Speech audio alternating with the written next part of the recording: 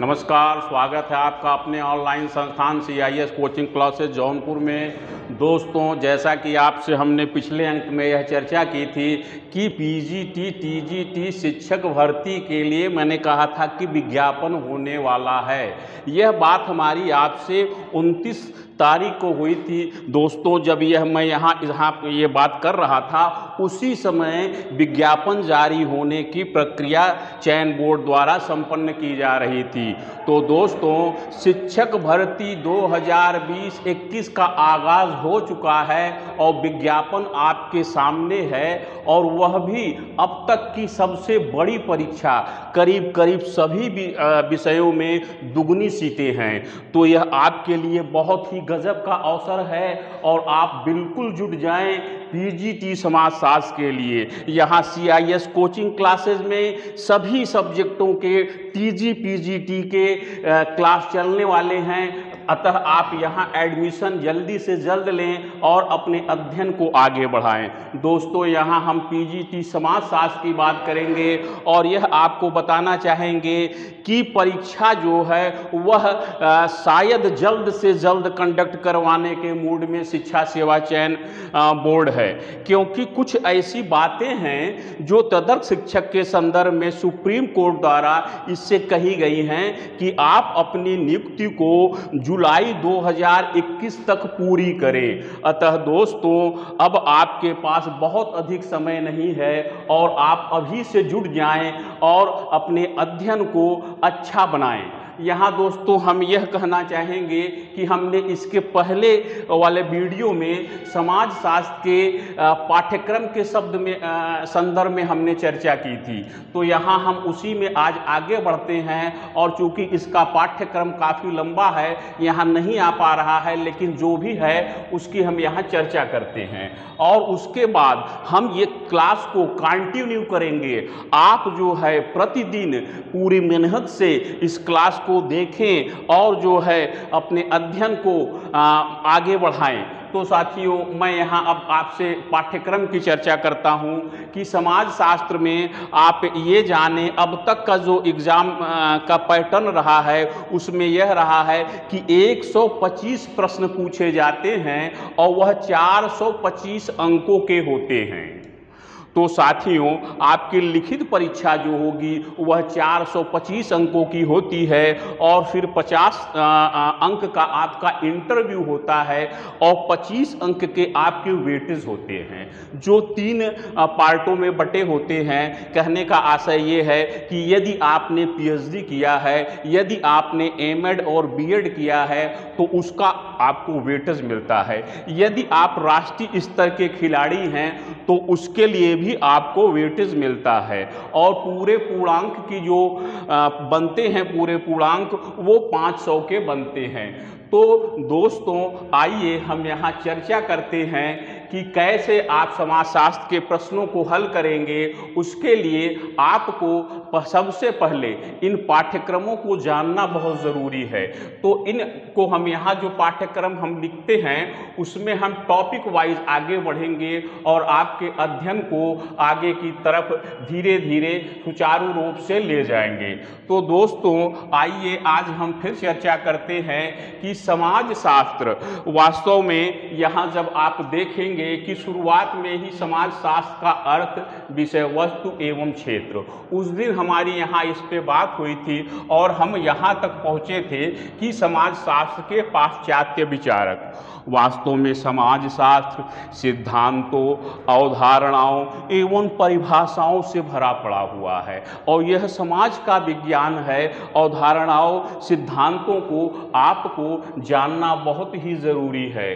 तो साथियों, हम यहाँ पाश्चात्य विचारक जैसे कि हम ऑगस्ट कॉम के बारे में बात करते हैं, जो कि समाजशास्त्र के जनक रहे हैं और इन्होंने अपने कई सिद्धांतों द्वारा समाजशास्त्र को विज्ञान बनाने का प्रयास किया। ये ऑगस्ट कॉम्ट महोदय फ्रांस के थे और ब्रिटेन के स्पेंसर महोदय थे, जिनका समाजशास्त्र में बहुत बड़ा योगदान रहा है, जो कि अपने सावयवी सिद्धांत के कारण फेमस है।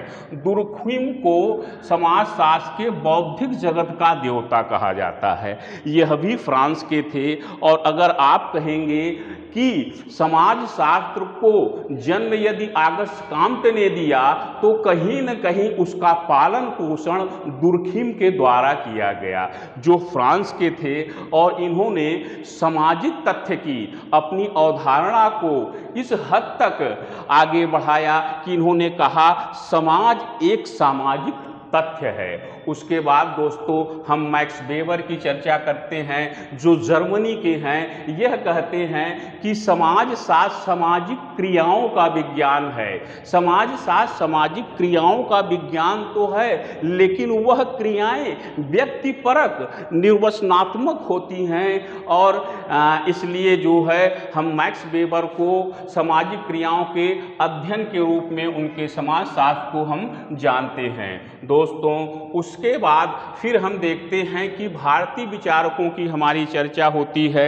श्री अरबिंदो जी, गांधी जी, राधा कमल मुखर्जी जी, भारत रत्न भगवान दास जी इत्यादि का हम इसमें अध्ययन करेंगे। समाजशास्त्री सिद्धांत की अद्यतन प्रवृत्तियों को यहाँ हम समाजशास्त्र में पाई जाने वाले विभिन्न अवधारणाओं एवं सिद्धांतों की चर्चा करेंगे और उनके बारे में जानेंगे कि प्रकारवाद क्या है, संघर्ष का सिद्धांत क्या है। तो प्रकारवाद के संदर्भ में यहाँ हम मर्टन, पार्सन्स और जो है Radcliffe brown, Malinowski, Radcliffe brown इत्यादि के संदर्भ में हम इसकी चर्चा करेंगे। तो साथियों इस संदर्भ में हम देखते हैं संघर्ष का सिद्धांत। संघर्ष के सिद्धांत के संदर्भ में हम आपसे कहना चाहेंगे कि कार्ल मार्क्स, जिनका नाम आपने सुना होगा, जर्मनी के एक बहुत ही बड़े विद्वान थे, ये समाजशास्त्री थे। ये वास्तव में देखा जाए तो इनका संघर्ष का सिद्धांत समाजवाद से ही जुड़ता है। इसलिए हम यहाँ संघर्ष के सिद्धांत में सीमेल को पढ़ेंगे, जॉर्ज सीमेल को पढ़ेंगे, जो है कि कोजर को पढ़ेंगे, फिर कार्ल मार्क्स को पढ़ेंगे। ये सब लोगों का अध्ययन करेंगे। उसके बाद सामाजिक विनिमय के सिद्धांत में हम होमस को, हम जो है कि उनके सिद्धांतों को जानेंगे कि किस प्रकार सामाजिक विनिमय किया जाता था, किस प्रकार जो है कि शुरुआत में जो एक आपस में लेन देन की प्रक्रियाएं हुआ करती थी, उनका जन्म किस प्रकार हुआ। फिर दोस्तों हम आगे आते हैं प्रतीकात्मक अंतःक्रियावाद, प्रघटना शास्त्र पे आते हैं। प्रतीकात्मक अंतःक्रियावाद वास्तव में यह बताता है कि हम जो अंतःक्रियाएं करते हैं एक दूसरे से, वह प्रतीकों पे आधारित होती है। साथियों आप इसको, अच्छा, इसके जनक जो हैं हर्बर्ट ब्लूमर महोदय हैं, चार्ल्स कूले जी इसमें हैं, और हर्बर्ट मीड महोदय इत्यादि लोग हैं जिनको हम प्रतीकात्मक अंतःक्रियावाद में पढ़ते हैं। प्रघटना शास्त्र वास्तव में अद्यतन प्रवृत्ति है और यह वर्तमान में समाजशास्त्री सिद्धांत का एक प्रमुख सिद्धांत है। तो यहाँ हम प्रघटना शास्त्र में एडमंड हर्सल, उसके बाद जो है कि गारफिंकल और जो क्या कहे जाते हैं इत्यादि जो है कि विद्वानों का प्रघटना शास्त्र के संदर्भ में हम विचार जानते हैं। तो साथियों इस प्रकार हम देखते हैं कि हम पाश्चात्य विचारकों को और भारतीय विचारकों को समाज के संदर्भ में उनके क्या विचार हैं, उनके क्या योगदान हैं इत्यादि का हम अध्ययन समाजशास्त्र के अंतर्गत करते हैं। प्रमुख सामाजिक संस्थाएं, वास्तव में दोस्तों संस्थाएं हम समझ लेते हैं कि किसी संस्थान को, जैसे कि यह कोचिंग क्लासेज है, इसको हम ये संस्था कह देते हैं, लेकिन समाजशास्त्री साहित्य के अनुसार यह शब्द संस्था नहीं है। समाज शास्त्र में संस्था से आशय नियमों प्रक्रियाओं की एक स्थापित प्रक्रिया, मतलब एक स्थापित नियम और प्रक्रियाएं ही समाज शास्त्र में संस्था के रूप में जानी जाती हैं, जिनके बारे में हम संस्था का अध्ययन करेंगे। जैसे कि आप देख रहे हैं परिवार, विवाह, धर्म, ये प्रमुख संस्थाएं हैं। इनका अध्ययन हम उसमें समाजशास्त्र में करेंगे। प्रमुख सामाजिक प्रक्रियाएं, सहयोग, संघर्ष, प्राथमिक अवधारणाएं। हम सहयोग संघर्ष क्या हैं, इनका हम अध्ययन सामाजिक प्रक्रियाओं के अंतर्गत करेंगे। प्राथमिक अवधारणाओं में सामाजिक समूह, समिति, संस्था, समुदाय, सामाजिक स्तरीकरण, भौगोलिक पर्यावरण, मानव संबंध, संस्कृति इत्यादि का सभी का अध्ययन समाज शास्त्र में किया जाता है। दोस्तों, समाज शास्त्र की सबसे बड़ी खासियत यह है कि यह समाज का विज्ञान है, और चूंकि समाज का विज्ञान है, समाज का अध्ययन करता है, इसलिए समाज में जो जो चीज़ें भी सम्मिलित होती हैं, आती हैं, उनका अध्ययन करना समाज शास्त्र का सबसे बड़ा धर्म हो जाता है। तो दोस्तों, यहाँ फिर हम देखते हैं, इसी क्रम में आगे बढ़ते हैं। सामाजिक समूह, समिति, संस्था, सामाजिक स्तरीकरण। सामाजिक स्तरीकरण वास्तव में समाजशास्त्र की एक महत्वपूर्ण अवधारणा है, जिसके अंतर्गत हम असमानताओं का अध्ययन करते हैं और यह देखते हैं कि कैसे समाज में स्तर बनने की प्रक्रिया होती है, किस प्रकार समाज में एक व्यक्ति दूसरे व्यक्ति से असमान होता है, वह उच्च और निम्न पदों पर होता है। तो यहाँ यह अध्ययन हम सामाजिक स्तरीकरण के टॉपिक में करते हैं, वास्तव में भौगोलिक पर्यावरण एवं मानव समाज। यहाँ हम यह अध्ययन करते हैं कि भौगोलिक पर्यावरण किस प्रकार हमारे विचारों पर वो अपना असर डालते हैं, और हमारे जो है कि मानव समाज संस्कृति पर उनका प्रभाव पड़ता है। तो दोस्तों, समाज शास्त्र जो है वह समाज का अध्ययन है, सामाजिक संबंध का अध्ययन है। तो इस संदर्भ में हम आगे जो है कि अध्ययन अपना जारी रखते हैं। तो साथियों, यहाँ फिर हम देखते हैं कि भौगोलिक पर्यावरण, मानव समाज, संस्कृति एवं व्यक्तित्व। वास्तव में भौगोलिक पर्यावरण का हमारे व्यक्तित्व, हमारे संस्कृति पर क्या प्रभाव पड़ता है, यह हम इस टॉपिक के अंतर्गत अध्ययन करते हैं। सामाजिकरण, सामाजिक नियंत्रण, यह दो बहुत महत्वपूर्ण अवधारणाएं समाज शास्त्र में मिलती हैं। वास्तव में सामाजिकरण से आशय यह होता है समाज के मूल्यों, मानकों, प्रतिमानों को सीखना ही सामाजिकरण है। और यह अवधारणा जुड़ती है कहीं पार्सन से। पार्सन्स महोदय सामाजिकरण की सबसे अधिक बात करते हैं।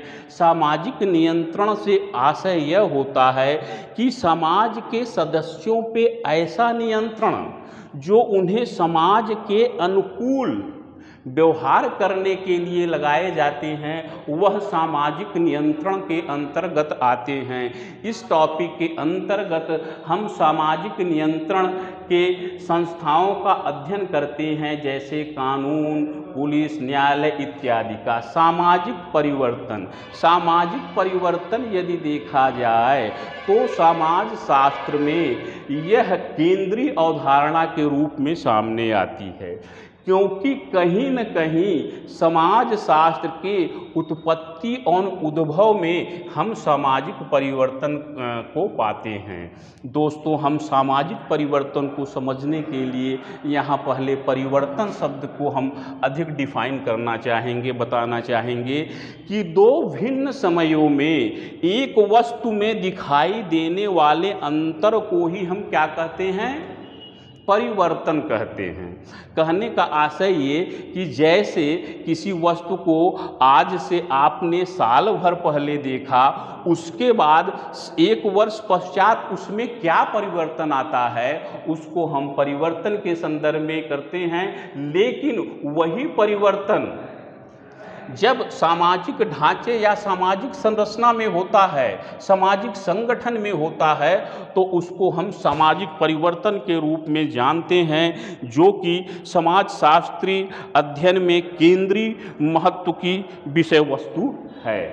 उसके बाद हम हिंदू सामाजिक संगठन के अध्ययन के अंतर्गत हम यह जानने का प्रयास करते हैं कि प्राचीन भारतीय समाज में संगठन के आधार क्या थे। इसके अंतर्गत हम वर्ण आश्रम व्यवस्था, धर्म, पुरुषार्थ, संस्कार इत्यादि का अध्ययन करते हैं। दोस्तों, इसी के क्रम में हम कर्म का सिद्धांत का अध्ययन करते हैं, जो कि भारतीय सामाजिक व्यवस्था प्राचीन भारतीय सामाजिक व्यवस्था के आधारों में महत्वपूर्ण स्थान रखता है। तो साथियों, हम समाज शास्त्र में कर्म के सिद्धांत के साथ हिंदू विवाह एवं संयुक्त परिवार, हिंदू विवाह संयुक्त परिवार, मुसलमानों में विवाह एवं परिवार, जाति व्यवस्था, जजमानी व्यवस्था, नातेदारी, संगठन, ST/SC। साथियों, चूँकि यहाँ पूरा सिलेबस नहीं आ पा रहा है इसलिए हम इतने की ही चर्चा करते हैं, लेकिन आप जो है अपने सिलेबस को जो आपके उस पे इंटरनेट पे चयन बोर्ड द्वारा दिया गया है उसका खूब अध्ययन करें और टॉपिक वाइज आप धीरे धीरे उसको आगे बढ़ें। यहाँ हम टॉपिक वाइज ही आगे हम चलेंगे। और दोस्तों, आपके CIS कोचिंग क्लासेस जौनपुर में यह ऑफलाइन क्लास की शुरुआत हो चुकी है और आप जल्द से जल्द यहाँ एडमिशन ले करके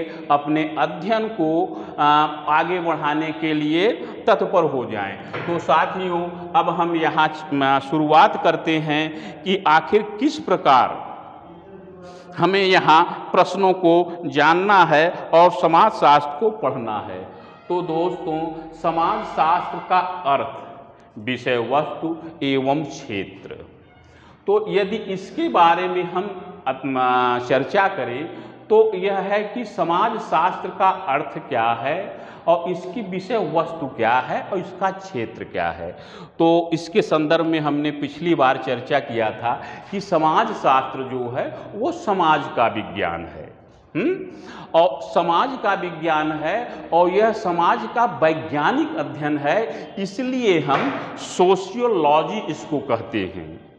और इसमें जो प्राचीन विचारक हैं उसमें सबसे महत्वपूर्ण आपके August Comte, Karl Marx, Herbert Spencer, Max Weber, B Pareto, Morgan, Tylor. कहने का आशय यह है कि पुराने जो विचारक हैं वह समाजशास्त्र को यह बताने का प्रयास करते हैं कि समाजशास्त्र समाज का विज्ञान है, यह वैज्ञानिक अध्ययन है समाज का, न कि एक सामान्य अध्ययन है। तो समाजशास्त्र समाज का एक वैज्ञानिक अध्ययन है। यदि इसके विषय वस्तु की हम बात करें तो विभिन्न विद्वानों ने विषय वस्तु के संदर्भ में अपनी अलग अलग बातें कही हैं, तो उसकी भी चर्चा हम करेंगे। कहने का आशय यह है, लेकिन यदि हम सभी विद्वानों की परिभाषाओं की बात करें, जैसे ओडम, गिडिंस, समनर इत्यादि कहते हैं कि समाजशास्त्र समाज का विज्ञान है, तो वही गिडिंस महोदय कहते हैं कि समाजशास्त्र समाज का वैज्ञानिक अध्ययन है। तो MacIver page, Arnold M rows और पार्क बर्गेस कहते हैं कि समाजशास्त्र सामाजिक संबंधों का अध्ययन है, क्योंकि समाजशास्त्र जो है वह समाज का अध्ययन करता है और समाज जो है वह सामाजिक संबंधों का एक जाल है। तो वहीं पे आपके जो है कि एम जॉनसन और फ्लेमिंग इत्यादि का कहना है कि समाजशास्त्र समूहों का अध्ययन है, सामाजिक समूहों का अध्ययन है। तो कुछ विद्वान यह कहते हैं, कहने का आशय यह है कि विभिन्न विद्वान समाजशास्त्र की परिभाषाएं विभिन्न दृष्टिकोण से, अपने दृष्टिकोण से करते हैं। तो वो कहते हैं कि नहीं, जहां आप देखेंगे गिन्सबर्ग, सीमेल इत्यादि कहते हैं कि नहीं भाई, सामाजिक संबंध नहीं, सामाजिक अंतःक्रियाएं बहुत महत्वपूर्ण हैं, क्योंकि सामाजिक संबंधों के तो बहुत प्रकार हैं, इसलिए समाजशास्त्र सामाजिक अंतःक्रियाओं का विज्ञान है। तो साथियों, हम यह देखते हैं कि यहाँ विभिन्न विद्वानों के अध्ययन के उपरांत यदि हम देखें कि समाजशास्त्र क्या है और यह किस चीज़ का अध्ययन करता है, तो हमारे सामने जो चीज़ें उभर के सामने आती हैं कि समाजशास्त्र सामाजिक संबंधों का अध्ययन है, समाजशास्त्र सामाजिक अंतःक्रियाओं का अध्ययन है, समाजशास्त्र सामाजिक समूहों का अध्ययन है, समाजशास्त्र जो है कि सामाजिक मूल्यों का अध्ययन है। तो इस प्रकार समाजशास्त्र जो है कि एक व्यापन अध्ययन करता है समाज का, एक वैज्ञानिक अध्ययन करता है। तो इसकी विषय वस्तु और क्षेत्र के बारे में यदि हम चर्चा करें तो हम देखते हैं कि किस प्रकार इसका विषय वस्तु इसकी हमने बताया, इसका क्षेत्र से आशय यह होता है कि कोई विज्ञान किस परिधि तक अपने आप को वो करता है, अपने आप को समाहित करता है, उसकी परिधि क्या है, इसकी चर्चा हम उसके क्षेत्र में करते हैं। अब समाजशास्त्र की उत्पत्ति यदि विकास की बात की जाए तो हमने उस दिन चर्चा आपसे की थी कि एक पृथक विषय के रूप में 1838 में कांट महोदय के द्वारा उनका एक लेख था पॉजिटिव फिलॉसफी में, उन्होंने इसका नाम समाजशास्त्र दिया।